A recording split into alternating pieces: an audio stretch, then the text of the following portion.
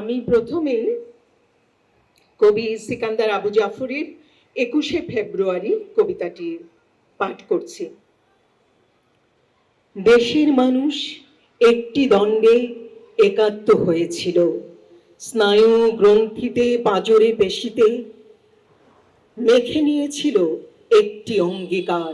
সেদিন প্রথম নতুন দিগ্বলয়ে সঞ্চরমান এদেশের ইতিবৃত্ত, চেতনার পথে দ্বিধাহীন অভিযাত্রা, নানানমুখীন হাজার লোকের একত্র অস্তিত্ব।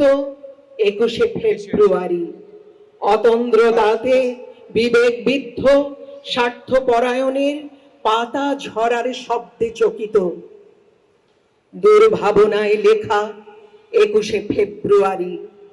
কালো পতাকায় প্রাচীর পত্রে অশ্রু তরল রক্ত রঙের লিপি, ক্রোধের ঘৃণার ভয়াল বিস্ফোরণ ২১শে ফেব্রুয়ারি। এবার আমার শেষ কবিতা, বাংলা ভাষা।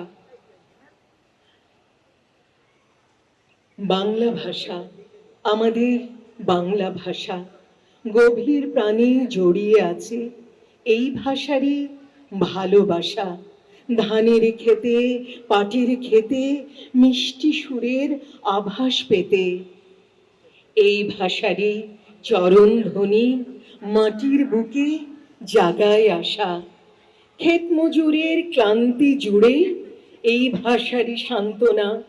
এই ভাষাতেই চিত্তে আঁকে জীবন রঙে আলপনা। রোদ ছড়ানো দিনের সুখে, চাঁদ ঝরানো রাতের বুকে এই ভাষারই গানের পাখি নিত্য করে যাওয়া আসা। মাঠের দূরে বটের ছায়ায় রাখাল বাঁশির সুরে এই ভাষারই পরশটুকু নাচে। গায়ের পথে মিছরে মেয়ের চটুল চোখের তারায় এই ভাষারই স্বপ্ন ছুঁয়ে আছে। গল্প কথা পুঁথির ভাষা, কিষান মজুর মাঝির ভাষা, গায়ের দেশের হাজার ঘরে অনেক যুগের মায়ের ভাষা, অনেক যুগের মায়ের ভাষা। সকলকে অসংখ্য ধন্যবাদ।